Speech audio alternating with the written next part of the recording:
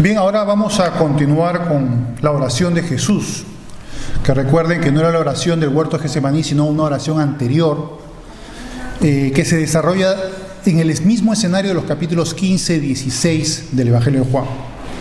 Ahora va a haber algo interesante que va a mencionar el Señor en su oración, pero Él lo que primero quiere hacer es guardar a quienes son suyos. ¿Quiénes son los suyos? ¿Quiénes son los de Cristo? ¿Quiénes son las ovejas de Cristo? ¿Son los que se asimilan a una iglesia? No depende de ninguna asimilación. Son quizás los que guardan una serie de normas y ritos religiosos. No, son todos aquellos que han recibido a Cristo en su corazón. Ese es el punto de partida de la fe cristiana y lo que hace que una persona sea en realidad un hijo de Dios, recibir a Jesús. Y para eso tienes que creer de todo tu corazón. Vamos a empezar pues por el primer verso, el verso 12 del capítulo 17. Continúa el Señor en su oración diciendo: cuando estaba con ellos en el mundo y yo los guardaba en tu nombre. Está hablando de que Jesús, en el nombre del Padre, guardaba a aquellos que son suyos, que el Padre le dio. A los que me diste, yo los guardé y ninguno de ellos se perdió. Ninguno, salvo una excepción, sino el hijo de perdición, para que la Escritura se cumpliese. O sea, no había una pretensión por parte del Señor, aquí lo dice explícitamente, de que nadie se pierda. Nadie. Pero había uno señalado por las profecías y por los propósitos de Dios que cumpliría ese papel de traidor con respecto a Jesús. Y también hubo otros malos, personas malas que estuvieron parte en esa disposición de la dispensación divina para que sucediera el sacrificio de Cristo, y hubieran acusadores, hubieran gente que perpetraba la crucifixión, que lo flagelaran, etcétera, etcétera. Pero todo eso nunca se le escapó a la potestad y a la soberanía divina, nunca se le escapó, jamás. Él siempre tuvo el control, y si había un Judas es porque, estaba de acuerdo a lo que las profecías habían dicho que sucedería, y por eso sucedió, pero nada más. No había más excepcionalidades de la voluntad de Cristo de guardar a los suyos. Ahora vamos a ahondar un poquito más en eso. Luego dice este pasaje en el capítulo 10, hemos retrocedido para explicar un poco en qué consiste esto. Veamos lo que dice el 10, el 27 al 29.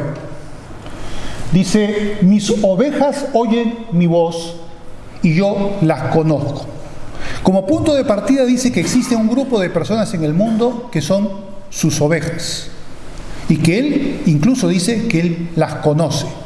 ¿Recuerdan ese pasaje de Efesios capítulo 1, verso 4, que dice: según nos escogió desde antes de la fundación del mundo?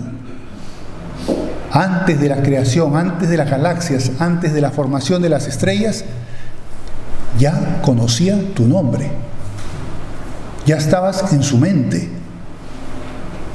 No es una cosa que apareció en la historia en un momento determinado, ya estaba en los planes de Dios. Eras su oveja antes que las galaxias fuesen.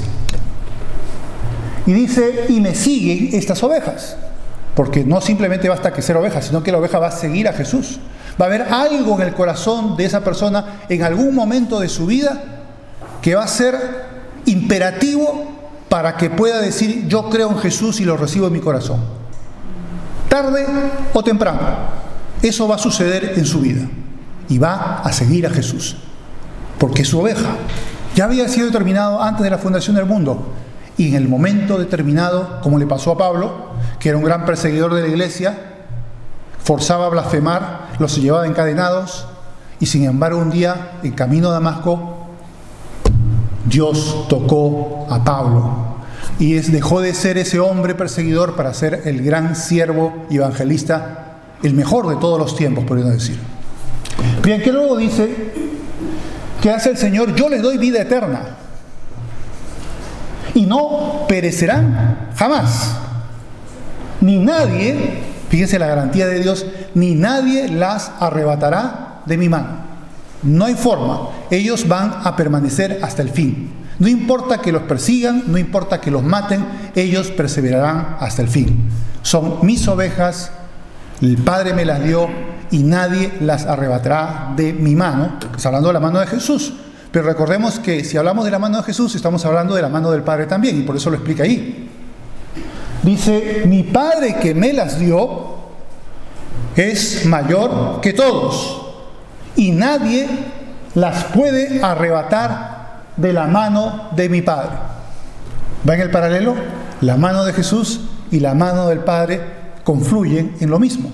La garantía divina de que la persona que es su oveja lo seguirá siendo hasta el fin. Perseverará hasta el fin. Ahora, recordemos que estamos hablando en la perspectiva divina. En la perspectiva humana no debemos descansar necesariamente en esa seguridad, sino más bien esforzarnos por seguir al Señor y serle fieles. Como decía Pablo a Timoteo, cuídate de ti y de la palabra. Si no, no tendría que haberle dicho eso Pablo a Timoteo, ¿no?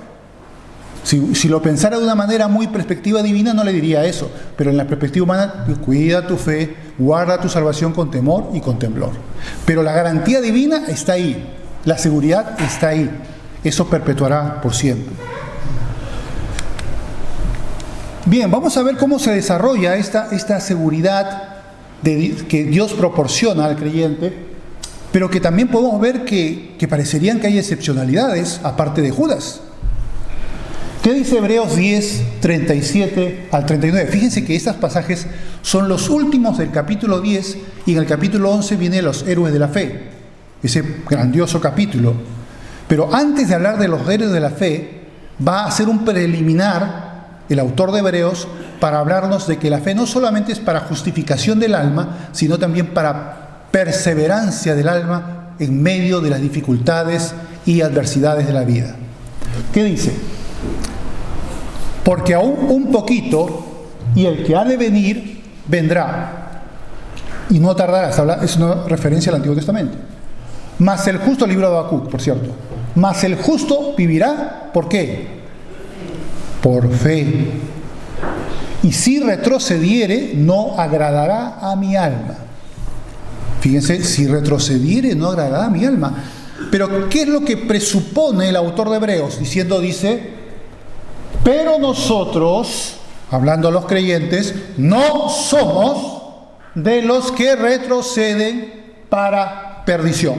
No somos de los que retroceden para perdición, sino de los que tienen fe, ¿para qué?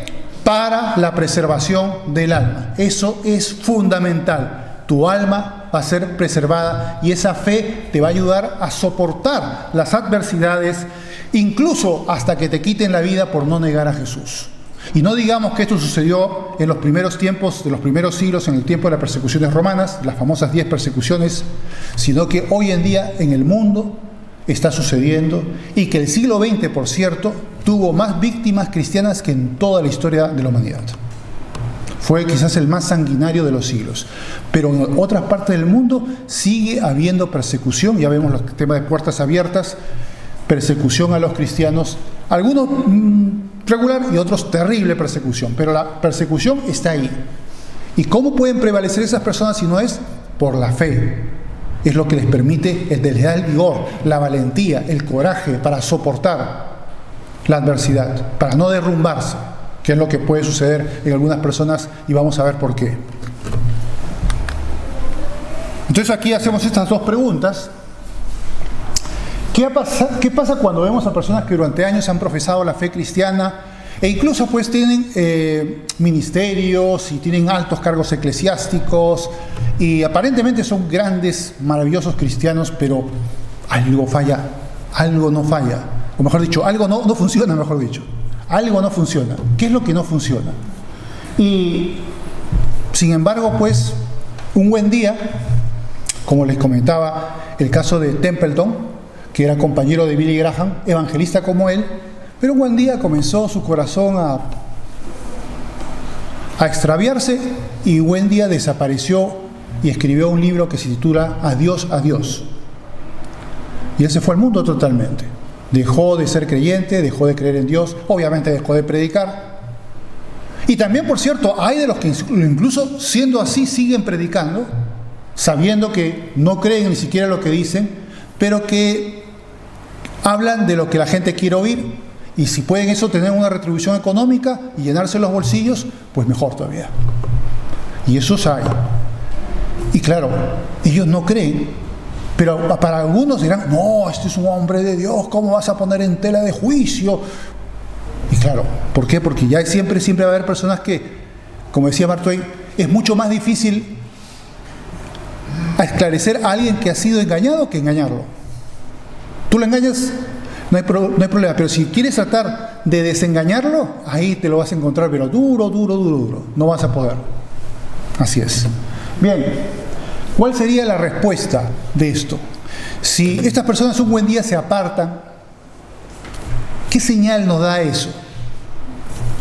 Vean lo que dice 1 Juan 2:19. ¿Es que se le escapó de las manos de Dios? ¿O es otra cosa? Miren lo que dice, eso es muy revelador. Dice, salieron de nosotros, pero no eran de nosotros. Porque si hubiesen sido de nosotros, habrían permanecido con nosotros. Pero salieron para que se manifestase que no todos son de nosotros. ¿Ven? ¿Ven la diferencia? Esa falta de perseverancia es una denotación de que esta persona efectivamente nunca estuvo. Parecía, pero al final no era. No prevaleció, no permaneció en la fe. Simplemente reveló que ahí no había una verdadera fe en Cristo, que no había un nacido de nuevo, no había una oveja de Cristo, simplemente uno que parecía serlo. Y el mundo cristiano está lleno de personas así. No creamos que estos son casos eventuales. Hay muchísimos, en distintas denominaciones cristianas, muchísimas personas que están en esta situación. Es una situación muy dura, muy terrible y muy engañosa, no solamente para los demás, los que reciben el ministerio de estas personas, sino para estas propias personas que van a recibir pues una gran condenación por ello. Bien, vamos a ver, continuando con la oración de Jesús, el verso 13. Dice, pero ahora voy a ti y hablo esto en el mundo para que tengan mi gozo cumplido en sí mismos. Ahora vamos a ver qué quiere decir eso, ¿no? ¿Qué significa eso de gozo cumplido en sí mismos? ¿De qué está hablando el Señor? Está hablando de los frutos del creyente. Vamos a verlo, un pasaje que nos explica qué significa esto. Juan capítulo 15, verso del 8 al 11, dice, en esto es glorificado mi Padre, en que llevéis muchos folletos, muchos, actividades. No, está diciendo mucho fruto. Fruto es todo resultado que fluye del Espíritu Santo en la vida del creyente para producir buenas obras, servicio al Señor. Todo eso es el fruto. Respuesta de fe, fortaleza, todo eso es el fruto. Llevéis mucho fruto. La oveja tiene que abundar en frutos. Es una señal también de que es oveja verdadera. Y dice, como el Padre me ha amado, así también yo os he amado, permaneced en mi amor. Recuerdan que estamos hablando del capítulo 15, ese famoso capítulo que dice, no podéis dar fruto si no permanecéis en mí. ¿No? ¿Se acuerdan? Pues bien, ¿qué significa permanecer en Él? Primeramente, creer en Él y guardar su palabra. Y ahí lo está diciendo con toda claridad. Permaneced en mí. Si guardáis mis mandamientos, obviamente de esa manera vas a poder permanecer en Jesús. Permaneceréis en mi amor, así como yo he guardado los mandamientos de mi Padre y permanezco en su amor. Y luego finaliza. Estas cosas os he hablado para que mi gozo esté en vosotros y vuestro gozo sea cumplido. Entonces ahora podemos entender a qué se refería esa expresión un poco misteriosa. Se refiere al fruto de los creyentes. Eso es. Vamos a continuar con este otro pasaje de la oración de Jesús en el capítulo 17. Vamos a ver los versos 14 al 16. Y dice así: yo les he dado tu palabra y el mundo los aborreció, porque no son del mundo, por eso el mundo los aborrece. Si fueran del mundo, el mundo no los aborrecería. Igual, si tú eres de Dios, el mundo te va a aborrecer. Y no te sientas extrañado que el mundo te aborrezca. Es lo natural. Lo no natural sería que, siendo de Dios, el mundo no te aborrezca. ¿Y cómo sucedería eso? Pues muy simple. Si tú guardas tu fe en secreto o no manifiestas los frutos del Espíritu Santo en tu vida, la gente no va a notar nada especial en ti, nada que te distinga de la gente del mundo. Si te comportas como ellos y vas a los mismos lugares que van ellos y haces las mismas cosas que ellos, entonces, claro, pues evidentemente, pues lo más probable es que no lo seas, porque es bien difícil que siéndolo estés viviendo una vida totalmente distinta, en disonancia con lo que es una oveja de Cristo. ¿Se dan cuenta? Eso es para tomarlo en cuenta. Por lo tanto, dice que el mundo siempre, por ejemplo, si unos están bebiendo, por ejemplo, alcohol, y dicen, ¿y tú por qué no bebes o no quieres embriagarte en un botellón? ¿Y por qué no quieres participar que vamos a tal sitio, a tal donde están, qué sé yo, sexo y lo demás? ¿Por qué no vienes con nosotros y participas? Y tú les dices que no, porque yo no puedo hacer esas cosas, porque yo soy hijo de Dios. ¿Ellos qué van a hacer? ¿Te van a dar una medalla y te van a felicitar y te van a aplaudir? No, al contrario, van a comenzar a burlarse, van a comenzar a hacer muchas cosas para hacerte sentir mal porque no estás andando con ellos. ¿Se dan cuenta? Entonces, eso es lo que va a marcar tu diferencia. Si tú eres creyente, se tiene que notar y automáticamente el mundo va a ser tu enemigo. En la medida en que seas más brillante en Cristo, más será la persecución que vas a recibir. Y vamos a ver un pasaje que lo dice con toda claridad, que es el siguiente.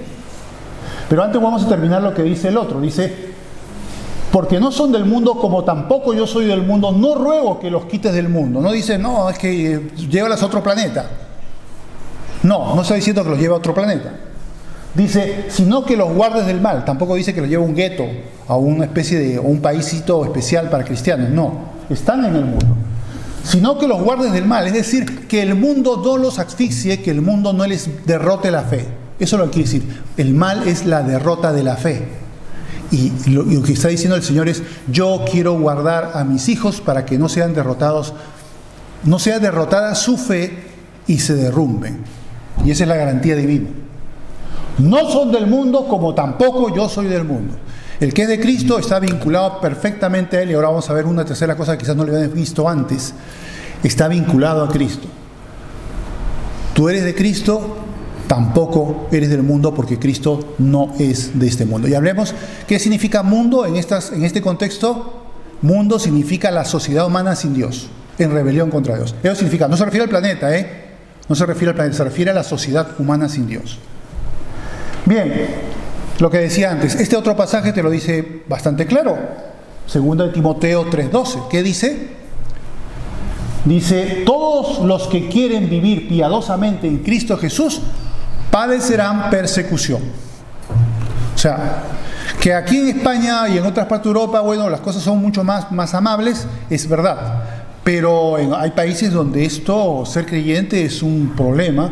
Te expulsan de la familia, te expulsan del trabajo, incluso te intentan encarcelar o te intentan matar.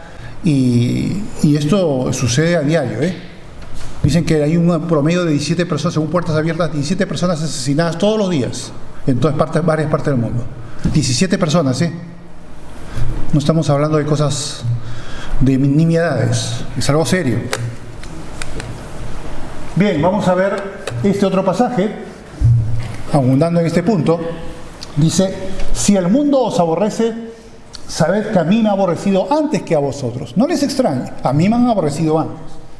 Si fueres del mundo, el mundo amaría lo suyo, pero porque no sois del mundo, antes yo os elegí del mundo, por eso el mundo os aborrece.